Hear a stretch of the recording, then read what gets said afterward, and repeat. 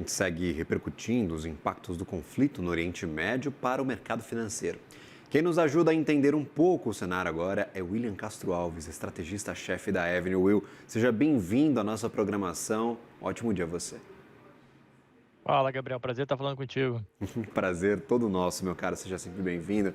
E aí, Will, o mercado acordou até um pouco mais aliviado nesta segunda. Eu esperava, com a escalada deste final de semana, a gente trouxe aqui uma cobertura bastante intensa na CNN Brasil de todo este conflito. Eu esperava talvez um mercado mais nervoso nesta segunda. Não é o que se apresenta para os Estados Unidos, para o Brasil e nem para a Europa.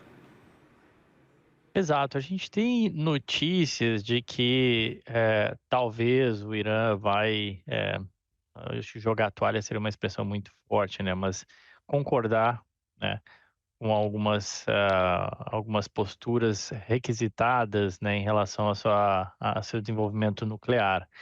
E aí essa possibilidade, né, poderia gerar um cessar-fogo entre Israel e Irã. Acho que isso que está dando tom e isso que está ajudando o mercado hoje especificamente. Fora isso, né, a expectativa em relação a esse acontecimento, o que eu acho que existe é a compreensão de que é o mundo já, por mais danoso, por pior que seja a gente falar isso, né, a gente está vendo aí imagens de destruição e tudo mais, a gente sabe que o impacto isso em termos de vida nas pessoas é incalculável, mas o mercado ele já se acostumou um pouco a viver em guerra, né? A gente tem um conflito acontecendo na Rússia e Ucrânia já há bastante tempo, a gente já teve diversos conflitos no Oriente Médio, e o mercado mais foi meio que se acostumando, né, a esse modo de guerra. O que eu acho que fica como ressalva ou como foco agora é, sim, saber se, obviamente, essa ideia de eventualmente um cessar-fogo ela vai avançar e também outros dois aspectos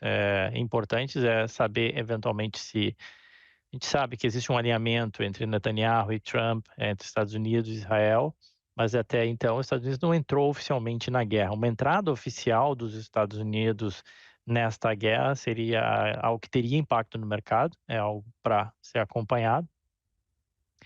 É, Ahm, obviamente, assim, continuar observando tudo isso que a gente vem vendo, né, em relação a esses conflitos. Em relação ao petróleo, especificamente, né, esse que foi poderia ser o principal impacto, a gente viu uma forte alta, bateu quase US$ 78 o barril e voltou. Muito por conta disso, né? Talvez um cessar-fogo acalme, aí o preço de petróleo teria espaço para ceder.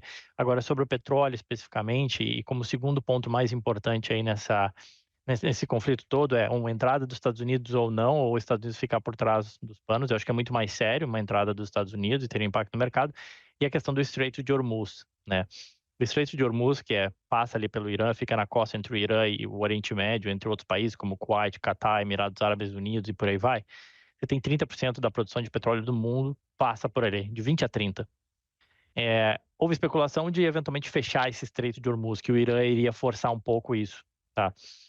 Se houver de fato esse fechamento, aí sim você teria um impacto forte no preço de petróleo. Alguns estimam que poderia chegar a US$ 100 o preço do barril, eu acho um pouco exagerado, mas ainda assim, se houvesse de fato isso, que parece hoje ainda muito mais no campo das hipóteses, tá? Aí sim você teria um impacto. O preço de petróleo vem cedendo porque até então Israel tem poupado, digamos assim, as refinarias, o impacto em termos de destruição de produção e distribuição de petróleo, ele tem sido contido, tá? Então acho que isso que ajuda, além dessa perspectiva de eventualmente a gente chegar já a um cessar-fogo, tá?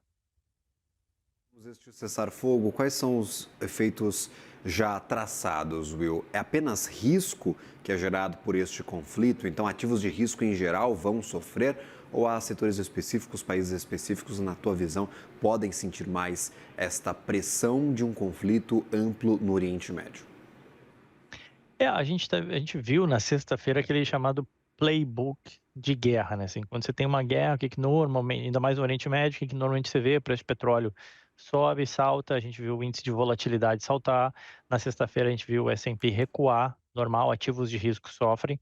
É, quando você abre setorialmente, obviamente que alguns ativos sofrem mais do que outros, então você pega, por exemplo, o caso de empresas de cruzeiro, de aviação, hospedagem ou de turismo em geral acabam sofrendo um pouco mais. ao passo que empresas produtoras de petróleo e mineradoras de ouro, assim como o ouro, acabaram performando bem. Empresas de defesa, faltou citar também, performando bem. Então, você tem mais ou menos esse playbook quando você tem guerra, normalmente é isso que acontece no primeiro momento. O que a gente aqui na Ever, a gente bate muito na tecla é que de uma alocação mais estrutural é que não dá para ficar movendo o portfólio por conta de guerras e conflitos, né? Senão você vai estar o tempo inteiro mexendo no teu portfólio. A gente viu durante a guerra entre Rússia e Ucrânia, estopim, o preço de petróleo foi lá nas alturas e devolveu tudo muito rapidamente. Então, você que se posicionou eventualmente para pegar uma manutenção de preço de petróleo elevado, você se deu mal, né? Então, acho que é muito pro investidor, acho que não vale a pena ficar mexendo muito o portfólio por conta do conflito em si. O que eu acho que tem que ficar de olho sim, nessa questão do petróleo, essa questão que eu comentei ali de Hormuz, entrada ou não dos Estados Unidos, impacto do petróleo, obviamente que gera inflação e isso mexe com os yields, né?